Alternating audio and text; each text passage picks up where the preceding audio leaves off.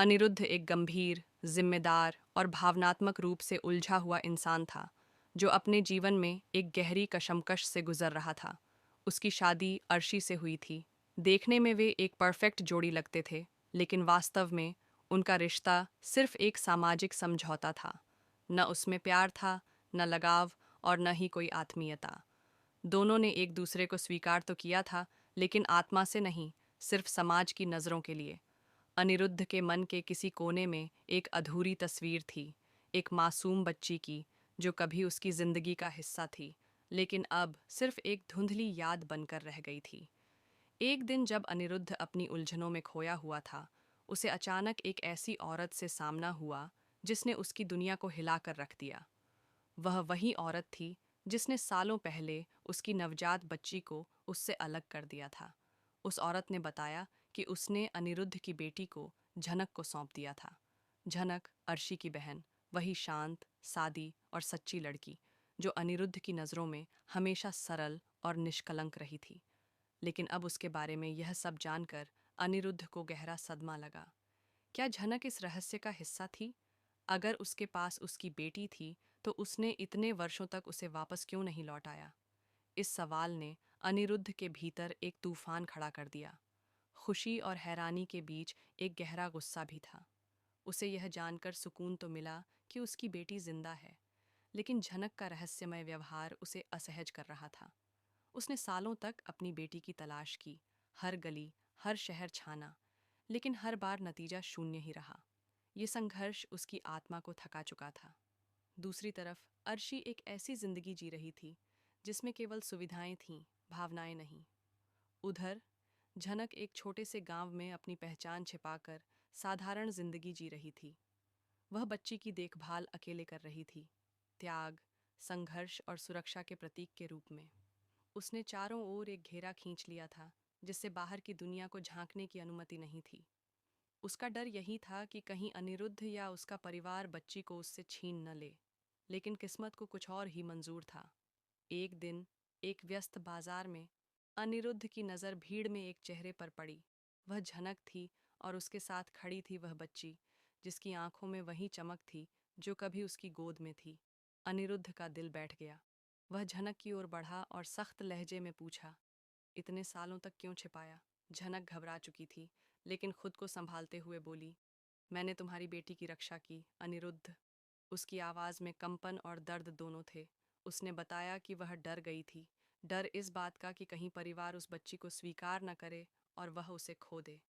अनिरुद्ध ने गुस्से में कहा, ये कैसी रक्षा थी? तुमने मुझे मेरी बेटी से छीन लिया। झनक की आंखों से आंसू बहने लगे। मैं भी तड़पी हूँ, अनिरुद्ध, उसने कहा। मुझे लगता था कि जो कर रही हूँ वही सही है। अनिरुद्ध अब और सहन नहीं कर सका। उसने कहा, यह मेरी बेटी है और अब मैं उसे अपने साथ ले जाऊंगा। झनक यह सुनकर टूट गई। उसे लगा कि उसके त्याग को अनिरुद्ध ने गलत समझा, लेकिन वह खामोश रही। उसी समय झनक को एक और झटका लगा। अप्पू बसु, परिवार का वह सदस्य जिसे झनक बहुत मानती थी, अब इस दुनिया में नहीं रहा। यह सुनकर वह पूरी तरह टूट गई। झनक ने पाराशर से कहा कि वह कोलकाता जाकर अप्पू को अंतिम विदाई देना चाहती है, लेकिन पाराशर चिंतित था। उसने कहा, अगर तुम कोलकाता गई तो तुम्हारी और बच्ची की जान को खतरा हो सकता है। झनक उलझन में पड़ गई। अगर वह बच्ची को साथ लेकर जाती, तो उसे अर्शी और परिवार के बाकी लोगों के तीखे सवालों का सामना करना पड़ता। अर्शी शायद मानने से ही इनकार कर देती कि यह बच्ची अनिरुद्ध की है। अंततः अप्पू के लिए अपने डर को किनारे रखकर वह कोलकाता जाने को तैयार हो गई। बसु निवास पहुंचते ही उसे अजीब सी खामोशी और उदासी ने घेर लिया। सब उसे देखकर चौंक गए। अनिरुद्ध की आंखों में गुस्सा तो था, लेकिन साथ ही दर्द भी। उसने सख्त लहजे में पूछा, तुम यहाँ क्या कर रही हो झनक? झनक बोली, मैं अप्पू के अंतिम संस्कार में शामिल होने आई हूँ। अर्शी ने तुरंत तीखे शब्दों में टोका, तुम्हें यहाँ आने की कोई ज़रूरत नहीं थी।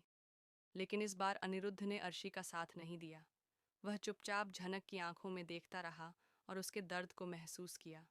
अंतिम संस्कार के बाद अनिरुद्ध झनक के पास आया और कहा, मुझे माफ़ कर दो, झनक।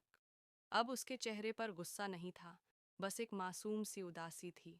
दोनों अप्पू को याद करते हुए देर तक बैठे रहे। धीरे धीरे वर्षों की दूरी मिटने लगी।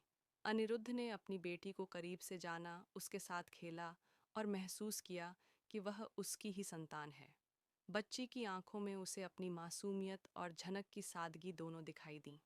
अर्शी इस सब से असहज थी और झनक व अनिरुद्ध के बीच दरार पैदा करने की कोशिश करती रही, लेकिन अब अनिरुद्ध बदल चुका था। एक दिन उसने झनक से कहा, हमें अब और अलग नहीं रहना चाहिए। ये बच्ची हमारी है और हमें मिलकर उसे पालना चाहिए। झनक चुप रही। वह डरी हुई थी। क्या अर्शी उन्हें स्वीकार करेगी? क्या परिवार अपनाएगा?